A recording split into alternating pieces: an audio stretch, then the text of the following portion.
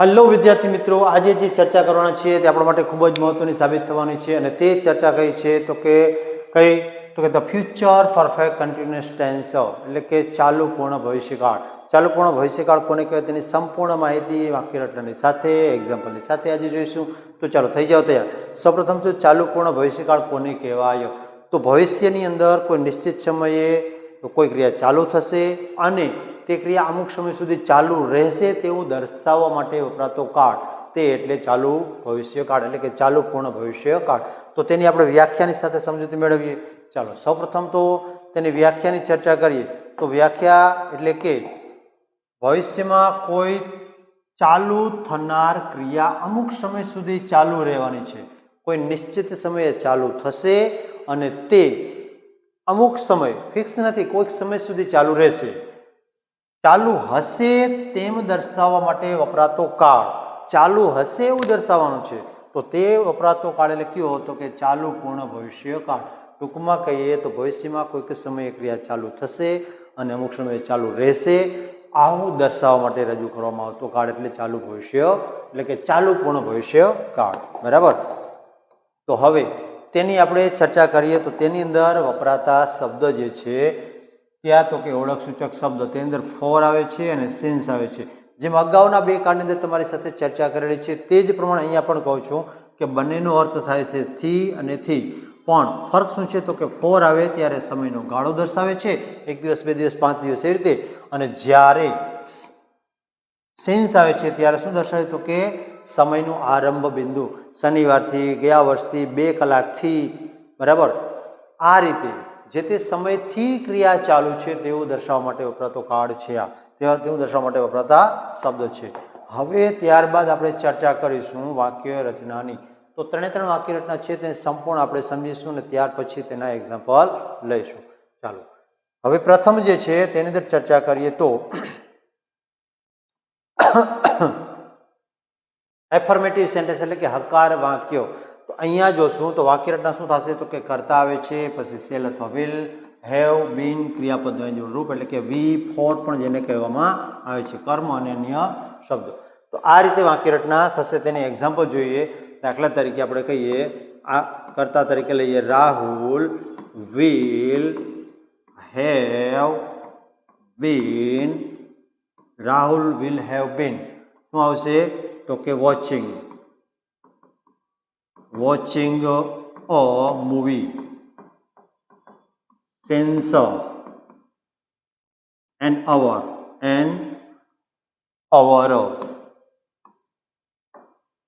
શું કહ્યું કે Rahul will have been watching a movie since an hour. Rahul 1 કલાકથી ફિલ્મ જોઈ રહ્યો હશે. જોવાની ક્રિયા ચાલુ હશે જે તે સમયથી જે તે સમય સુધી. બરાબર. તો એક્ઝામ્પલ છે. ત્યાર પછી આપણે બીજા એક્ઝામ્પલ લઈએ અને તેની ચર્ચા કરીએ. તો I will have been working for 5 years. અહીંયા શું કહીએ કે હું 5 વર્ષથી કામ કરી રહ્યો હોઈશ. બરાબર. ભવિષ્યમાં જે તે સમયે આ ક્રિયા ચાલુ હશે આવું કહે છે. She will have been studying since morning. તેણી સવારથી ભણી રહી હશે. બરાબર. ટૂંકમાં તે ભણવાની ક્રિયા અથવા તો અભ્યાસની ક્રિયા છે તે ચાલુ હશે. He will have been driving for 10 hours. તે 10 કલાકથી ડ્રાઇવિંગ એટલે કે ગાડી ચલાવી રહી. બરાબર. ડ્રાઇવિંગ કરી રહ્યો હશે. બરાબર. ત્યાર પછી we will have been waiting since 8 o'clock. we એટલે કે અમે 8 વાગ્યાથી રાહ જોઈ રહ્યા હશું. બરાબર. રાહ જોઈ રહ્યા હશું આ પ્રમાણે. ત્યાર પછી they will have been working on this project for a month. તો અહીંયા શું કહીએ કે તેઓ કેના ઉપર તો કે for a month a project તેઓ એક માસથી આ પ્રોજેક્ટ પર કામ કરી રહ્યા હશે. બરાબર. તો આ પ્રમાણે જોઈ શકીએ છીએ કે જે તે સમયે ભવિષ્યની અંદર જે ક્રિયા ચાલુ હશે. બરાબર.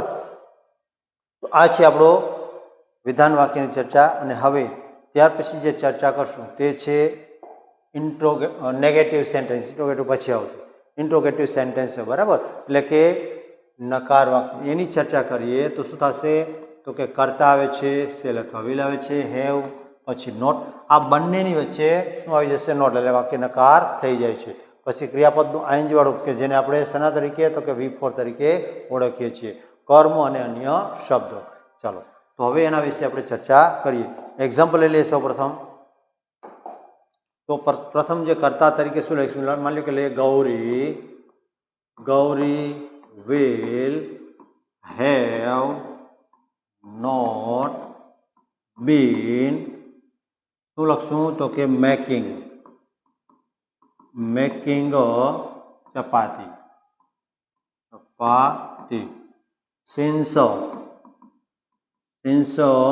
evening. બરાબર. તો અહીંયા શું કહીશું આપણે કે Gauri will have not been making chapati since evening. એટલે કે ગૌરી સાંજના સમયેથી રોટલી બનાવી રહી હશે નહીં. બરાબર. તો આ પ્રમાણે હવે એના એક્ઝામ્પલ લઈએ. તો એક્ઝામ્પલની અંદર સૌ પ્રથમ she will not have been cooking since morning. એ જ પ્રકારનું એક્ઝામ્પલ હમણાં લીધું તેવું. તો શું કીધું? તેણી સવારથી રસોઈ બનાવી રહી હશે નહીં. બરાબર. પછી they will not have been living in this city for long. તેઓ આ બરાબર શું કીધું અહીંયા? કે તેઓ લાંબા સમયથી, લોંગ ટર્મ એટલે લાંબા સમયથી, તેઓ લાંબા સમયથી આ શહેરની અંદર રહેતા હશે નહીં. ટૂંકમાં કહીએ તો આવી ક્રિયા ભવિષ્યમાં થશે નહીં. હવે you will not have been using this phone for years. તમે વર્ષોથી આ ફોનનો ઉપયોગ કરી રહ્યા હશો નહીં. બરાબર. ત્યાર પછી Reena will not have been reading that novel since Monday. Reena શું કહ્યું અહીંયા? કે રીના ક્યારથી? તો કે સિન્સ મંડે એટલે કે સોમવારથી. રીના સોમવારથી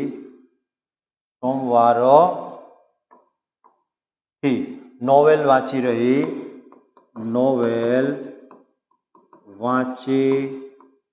રહી હશે નહીં.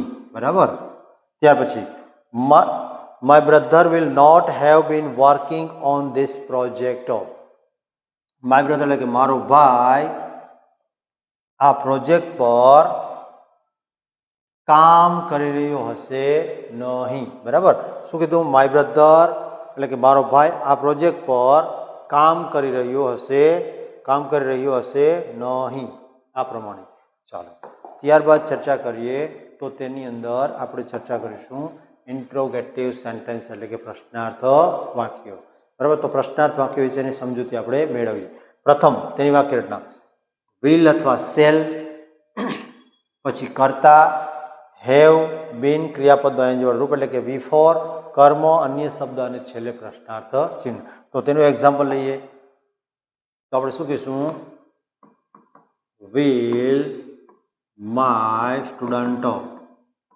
will my student have been learning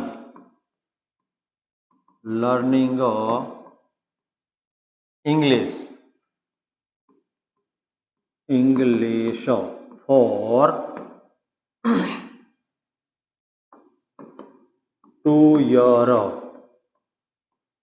બરાબર.